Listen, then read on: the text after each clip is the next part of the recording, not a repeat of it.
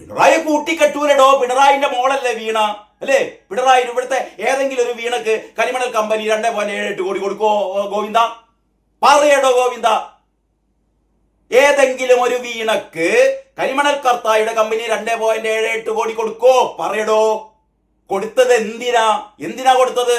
കാരണം ഈ സംസ്ഥാനവും പാർട്ടിയുമാകെ ഭരിക്കുന്ന, അല്ലേ, ഈ പറയുന്ന കാരണഭൂതത്തിന്റെ പ്രീതി പിടിച്ചു പറ്റാൻ, കാരണഭൂതത്തിൽ നിന്ന് സൗജന്യങ്ങൾ പറ്റാൻ, കാരണഭൂതം അവരുടെ കമ്പനി പൂട്ടാതിരിക്കാൻ ഇതിനു വേണ്ടി കൊടുത്ത കൈക്കൂലിയാടോ ഇത്. അപ്പൊ പിന്നെ പിണറായിക്ക് ഇതിൽ പങ്കില്ലേ? പിണറായിനെ പിടിക്കണോ? പിണറായിനെ പിടിക്കും. എന്താ സംശയം? വീണയെ ചോദ്യം ചെയ്തു കഴിഞ്ഞാൽ പിണറായിയെ പിടിക്കും. പക്ഷെ എനിക്ക് തോന്നുന്നത് വീണ മിക്കവാറും 12-ാം തീയതി പോകുന്ന എനിക്ക് തോന്നുന്നില്ല കേട്ടോ. വീണ ഈഡിന്റെ മുന്നിലേക്ക് അങ്ങനെ പോയിക്കോളുന്നില്ല. എനിക്ക് തലവേദനയാണ്, പനിയാണ്, അല്ലെങ്കിൽ അങ്ങനെ എന്തെങ്കിലുമൊക്കെ പറയാം വീണക്ക്. നമുക്ക് ആർക്കും കുറ്റം പറയാൻ പറ്റൂല. അങ്ങനെയാണെങ്കിൽ ഈ ചോദ്യം ചെയ്യൽ ചിലപ്പോൾ മാറ്റി വെക്കും. അതൊരു 3 പ്രാവശ്യം വരെ അങ്ങനെ മാറ്റിവെക്കാൻ ഓപ്ഷൻ ഉണ്ടെന്നാണ് എനിക്ക് മനസ്സിലാക്കാൻ പറ്റിയത് കേട്ടോ. അതായത് ഒരു 3 പ്രാവശ്യം ഇങ്ങനെ ഇഡിയെ കളിപ്പിക്കാം.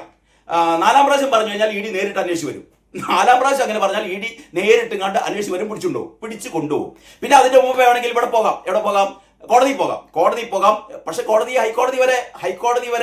ഹൈക്കോടതി ഡിവിഷൻ ബെഞ്ച് വരെ ഈ എന്താ പറയാ ഈ ഇഡിയോട് അന്വേഷിക്കാൻ വേണ്ടി പറയുന്നുണ്ട്. അപ്പൊ ഹൈക്കോടതിയിൽ ഒന്നും പോകാൻ പറ്റില്ല. നേരെ സുപ്രീം കോടതിയിൽ വേണമെങ്കിൽ ചിലപ്പോൾ വീണക്ക് പോകാം. കോടികൾ കയ്യിലുള്ളതുകൊണ്ട് എവിടെ പോകാം? സുപ്രീം കോടതിയിൽ പോകാം. അല്ലെങ്കിൽ തൽക്കാലം ഈ അസുഖബാധിതയാണെന്ന് പറഞ്ഞുകൊണ്ട് പോകാതിരിക്കാം. ഇങ്ങനെ ഓപ്ഷൻസ് ഒക്കെ ഉണ്ട്. അതുകൊണ്ട് വീണ മിക്കവാറും 12-ാം തീയതി പോകാൻ സാധ്യതയില്ല എന്നാണ് ഞാൻ കരുതുന്നത്. ഏതായാലും നോക്കാം, നമുക്ക് പോകില്ല എന്നൊക്കെ. പിന്നെ പറയുന്നത് അതാണ് അത് സംബന്ധിച്ച് പറയുന്നത്. അപ്പൊ ഇത്രയുമാണ് വീണ വാർത്ത, അല്ലെങ്കിൽ വീണ വാർത്ത, അല്ലെ? യെസ്, വീണ വാർത്ത. മാതൃഭൂമി കൊടുത്തത് അങ്ങനെയാണ്. നമുക്കിനി മനോരമ നോക്കാം. മനോരമ മെയിൻ സ്റ്റോറിയാണ്. എക്സാലോജി കേസ് അടുത്ത ഘട്ടത്തിലേക്ക്. വീണക്ക് സമൻസ്. തീയതി ജൂൺ 12. സ്ഥലം ഇഡി കൊച്ചി ഓഫീസ്. ശശിധരൻ കർത്ത അടക്കം CMRലെ 6 പേരെ കൂടി വിളിപ്പിച്ചു. വിവിധ ദിവസങ്ങളിലായി ഇഡിയുടെ ചോദ്യം ചെയ്യൽ. ഒരു കാർട്ടൂൺ ഉണ്ട്, ബൈജുവിന്റെ കാർട്ടൂണാണ്. ഇത്തവണ കട്ട സപ്പോർട്ട് ഇല്ല എന്നാണ് പറയുന്നത്. ഇത്തവണ കട്ട ഇറക്കുന്നില്ല എന്നാണ് 3 ആൾക്കാർ പറയുന്നത്. ഏത് 3 ആൾക്കാരാണ്? അപ്പം ഗോവിന്ദനും, ജോൺ ബ്രിട്ടാസും, പിന്നെ നമ്മുടെ KK ശൈലജയും പറഞ്ഞിട്ടുണ്ട് കേട്ടോ. KK ശൈലജ എന്താ പറയുക അറിയോ? മകൾക്ക് ലഭിച്ച ഇഡി സമൻസിനെ പ്രതിപക്ഷ നേതാവ് പിണറായി വിജയനുമായി ബന്ധപ്പെടുത്തേണ്ട കാര്യമില്ല. അങ്ങനെയാണ് ശൈലജയെ. നേരത്തെ ഞാൻ പറഞ്ഞ പോലെ തന്നെ ഇത് പിണറായിയായിട്ട് കൂട്ടി ബന്ധപ്പെടുത്തേണ്ടതല്ല. നിങ്ങൾക്ക് എങ്ങനെ പറയാൻ പറ്റുന്നത്? ശൈലജയ്ക്ക് എങ്ങനെ പറയാൻ പറ്റുക? പിണറായി വിജയനുമായി കൂട്ടിക്കെട്ടണ്ടേ?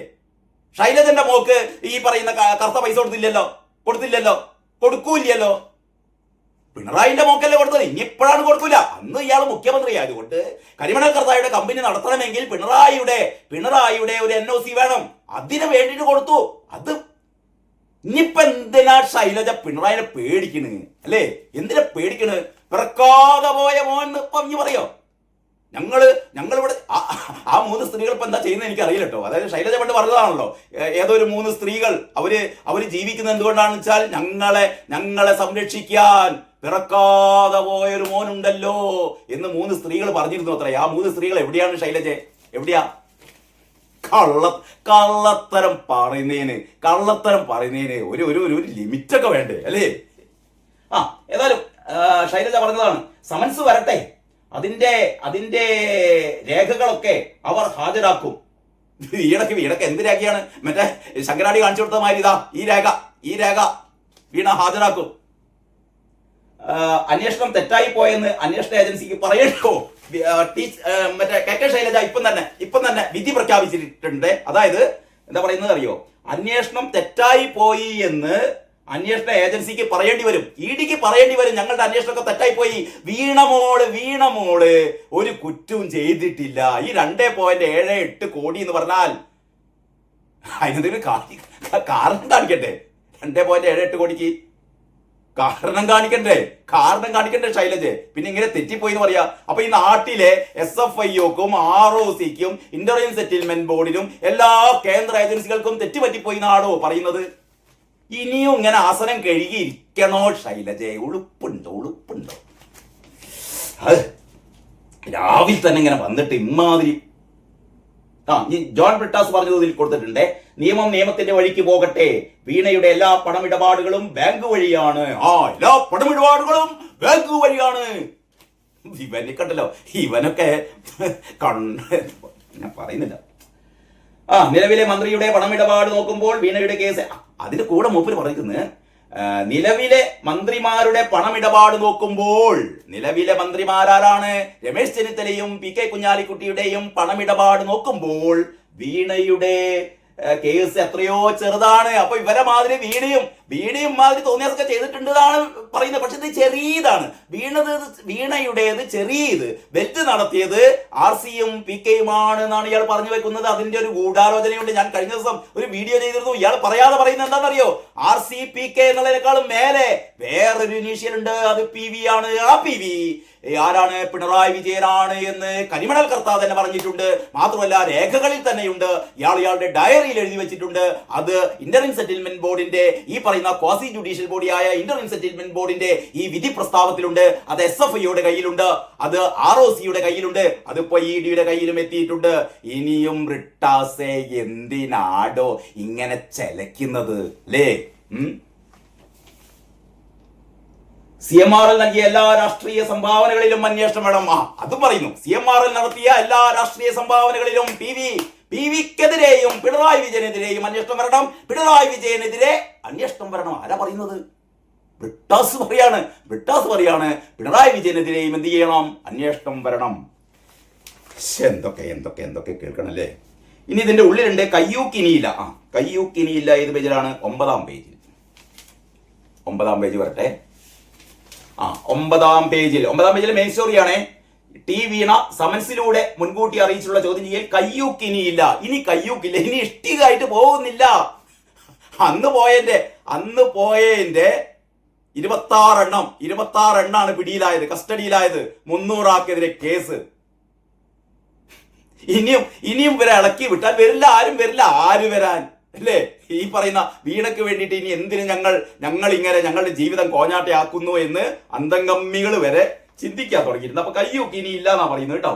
CMRLുമായി നടത്തിയ സാമ്പത്തിക ഇടപാടിൽ ചോദ്യം ചെയ്യലിന് ടി വീണ EDക്ക് മുമ്പിൽ വെള്ളിയാഴ്ച ഹാജരാകുമ്പോൾ CPM എന്ത് നിലപാട് സ്വീകരിക്കുമെന്നതിൽ ആകാംക്ഷയുയരുന്നു. പ്രതിപക്ഷ നേതാവ് പിണറായി വിജയന്റെ വീടിന് മുന്നിൽ ED സംഘത്തെ കയ്യൂക്ക് കൊണ്ട് നേരിട്ട CPM ഇനി അത്തരമൊരു നടപടിക്ക് തുനിയില്ല. അതിന് ആളെ കിട്ടൂല. ഇനി അങ്ങനെ വല്ല തടയുണ്ടെങ്കിൽ ആര് വരട്ടെ? വീണന്റെ സഹോദരൻ ഉണ്ടല്ലോ, മൂപ്പരെ എടുത്തട്ടെ, അല്ലെ കമലയും പോട്ടെ. കമലയും ഈ വീണന്റെ ആങ്ങളെയും ഈ പറയുന്ന കാരണഭൂതൊക്കെ പോയിക്കോട്ടെ. ഈ റിയാസിനെയും വിളിച്ചോ, റിയാസിനെയൊക്കെ വിളിച്ചിട്ട് അവിടെ പോയി ഇങ്ങോട്ട് തടയട്ടെ, ഇഷ്ടി എറിയട്ടെ. അല്ലാതെ ഈ പാവ അന്തംഗമ്മികളെ കൊണ്ട് ഇഷ്ടി എറിയിപ്പിക്കണോ കാരണഭൂതമേ?